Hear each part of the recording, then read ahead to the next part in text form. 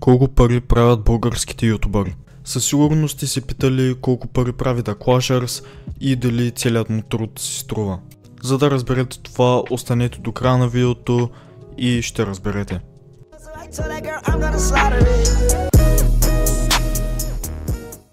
Да, като за начало ще започнем с PepoBG. Каналът прави средно 20 000 гледания и до моментът е направил 35 милиона гледания с 450 видеоклипа и 170 000 абоната. Както можете да видите на екрана, той е направил само 12 000 $. Това другото 75 000 не го гледайте, тъй като според мен няма как да е вярно и сега ще ви кажа защо. През 2022 година той прави видео, в което показва колко пари е направил от YouTube за целия период. Както е започнал от 2022 година и както можете да видите, той е направил само 7000 лева. Така че от тогава до сега да е направил чак толкова голяма промяна не ми се вярва. Така че да, за целия си период е направил 12 000 $, което е около 20 000 лева. Следващия ютубър, за който ще си говорим, е Вената. Каналът на Вената беше баннат преди 1-2 години и аз не съм много сигурен, но преди да му банат каналът, мисля, че имаше около 350 000 абоната, но не съм на 100% сигурен и сега има 50 000. Но аз мога да ви кажа и колко е направил на стария си канал и на сегашния. Както можете да видите на екрана ви, на старият си канал е направил 52 000 $. Това второто този път според мен е вярно, тъй като е имал доста абонати и доста гледания. Както можете да видите отгоре, е имал повече от 100 милиона гледания, което си е доста. И 300 000 $, в лева са половин милион. По-точно 550 000 лева. Така, хора, искам да ви се извиня, защото не успях да намеря колко пари е направил Вената в новия си канал, но мога да ви кажа, че няма да е много пари, тъй като видяхте PepoBG колко малко е направил, да, това е доста малко. 20 000 лева е малко по принцип за всички тези видеа, които е направил, е доста малко според мен. Така че Вената има 50 000, а PepoBG има 170 000, така че сами си направете сметките. Следващия канал, за който ще си говорим, е каналът, който всички сме гледали докато сме били малки. И този канал е ShadowHex. Каналът средно прави 20 000 или 30 000 гледания на видео. И той е направил около 1 милион, както можете да видите там. Сега, тук вече не знам, не съм сигурен. За 500 000 абоната и за повече от 400 милиона гледания, не съм сигурен дали можеш да направиш толкова много пари, тъй като това 1 милион $, са 2 милиона лева, така че това са доста пари. Не съм сигурен дали наистина е направил толкова, но можете да видите, че е направил около 180 000 до 1 милион, което можем да кажем, че средно е направил 500 000 $, което е пак 1 милион, но в левове. Сега ще си призная, не съм запознат с това колко пари могат да се направят от YouTube, за колко абоната, за колко гледания, така че честно казано мога да ви кажа, че е възможно да е направил 1 милион $. И следващия канал, за който ще си говорим, е HyperKong. Този канал започна с правенето на видеа на Fortnite и завърши с видеа как е в Дубай с някакви скъпи коли, на скъпи места и така.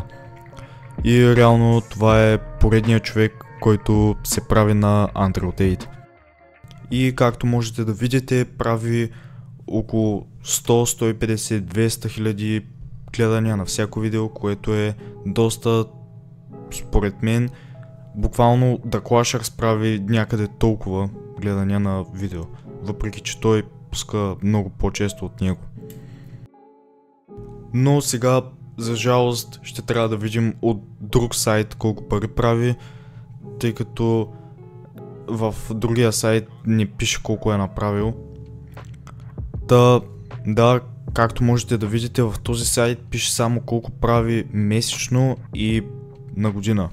Така, както можете да видите, прави около 1000 до 17 000 долара и на месец прави от 100 до 1000. Според мен това са малко пари, но честно казвам да ви кажа, той пуска прекалено рядко, така че според мен това му се полага. И следващия канал, за който ще си говорим, е Светът на Ванката.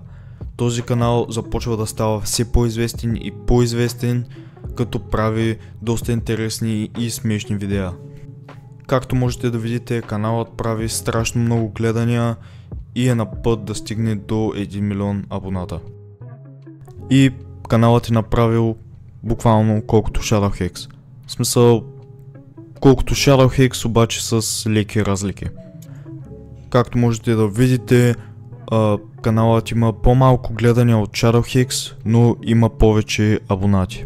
Всъщност, хора, странното тук е, че току-що се върнах към Shadowhex и забелязах, че той е направил буквално толкова пари, колкото е направил каналът Светът на Ванката, което е доста странно.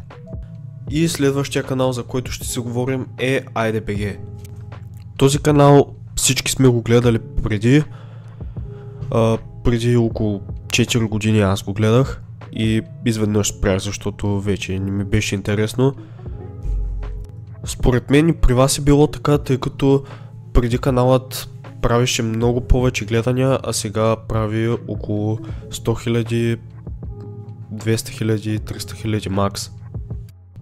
И както можете да видите, са направили около 100к до 700к, което е средно 400к. И сега преминаваме към каналът, който всички деца го гледат. И то е Andy Studio. Те също се доближават до 1 милион и правят по доста гледания на всяко видео. И както можете да видите, са направили от 150к до 880к, което средно е около пак 400к или по-скоро 450. И следващият канал, за който ще си говорим, е Facing the Sun Official. Този канал не прави топ класации или някакви влогове, този канал е за музика, но нали исках да добавя и още един канал, освен The Clashers, който е единствения, който остана.